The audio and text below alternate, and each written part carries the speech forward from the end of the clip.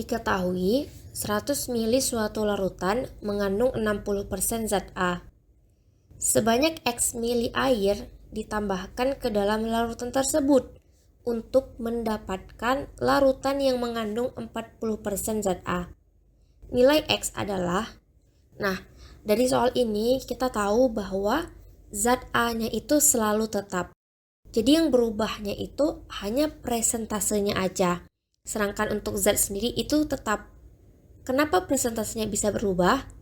Karena yang awalnya 100 mili itu ketambahan si X mili air ini. Nah, jadi gara-gara ketambahan air lagi, awalnya yang zat A ini udah kental, terus dia akhirnya jadi cair. Berarti kita bisa tulis zat A sebelum ditambahkan X itu sama dengan zat A sesudah ditambahkan si X. Zat A sebelum itu 60%. 60% dari 100 mili. Nah, zat A sesudah itu 40%. 40% dari 100 ditambah dengan X. Nah, ditambah dengan X ini karena dia akan mengalami sebanyak X mili air ditambahkan ke dalam larutan yang 100 mili ini. Maka X 50. Jawabannya yang A. Soal yang kedua. Pak Udin setiap 6 tahun sekali mengecat ulang rumahnya. Setiap 3 tahun ia mengganti dekorasi. Setiap 7 tahun dia ganti mobil. Dan setiap 4 tahun dia merayakan ulang tahunnya. Diketahui bahwa pada tahun 2010 semua kegiatan itu dilakukan bersamaan. Berapa kalikah dilakukan lebih dari satu kegiatan dalam setahunnya dalam periode antara 2015 sampai 2027. Nah, ini tahunnya semua udah aku tulisin dari 2010 sampai 2027. Pertama, ini kan diketahui bahwa pada tahun 2010 semua kegiatan itu dilakukan bersamaan. Berarti 2010 ini ada semua nih kita anggap. Berarti setiap 6 tahun sekali Pak Udin mengecat rumah. Berarti 2010 6 tahun sekali itu 2016. Terus nanti dia ngecat rumah di 2022. Nah, setiap 3 tahun sekali dia ganti dekorasi ruang tamu. Nanti 2013, terus 2016, 2019, 2022, dan 25. Setiap 7 tahun sekali dia ganti mobil. Berarti dari 2010 nanti 2017 dia ganti mobil. Terus ke 2024, udah sampai sini aja. Nah, yang terakhir setiap 4 tahun dia merayakan ulang tahunnya. Di 2014, 2018 sama 22 deh ngerayain ulang tahun. Di 2026. Nah, udah selesai nih.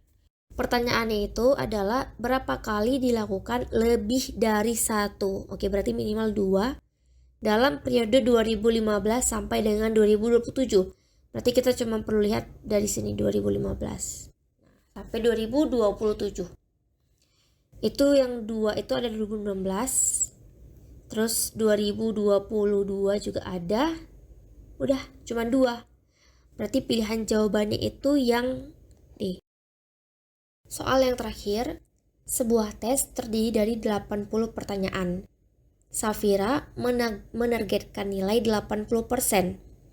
Nah, berarti pertama kita tahu target nilai Safira itu 80%. Yaitu 80 per 100 dari 80 soal.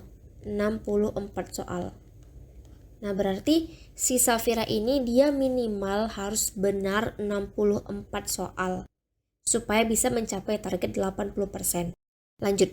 Safira berhasil menjawab dengan benar sebanyak 80% dari 60 soal yang pertama. Berapa persenkah sisa soal yang harus dijawab Safira untuk mencapai target? Oke, ini jawaban dalam persen semua ya. Ini kan soal itu ada 80 soal.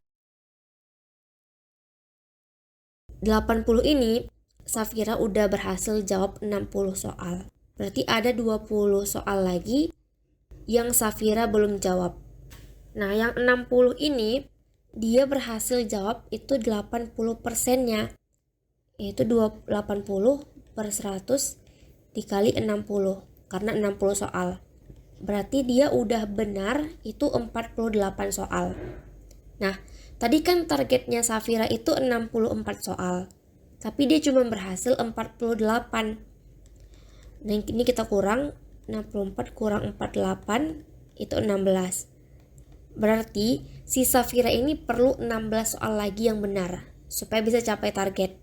Berarti jawabannya itu 16. Cuman ini kan ABC minta dalam persen. Berarti kita ubah dalam persen dulu. Ini jadinya 16 per 20 karena 20 soal dikali 100%. Yaitu 80%. Oke, jawabannya yang C.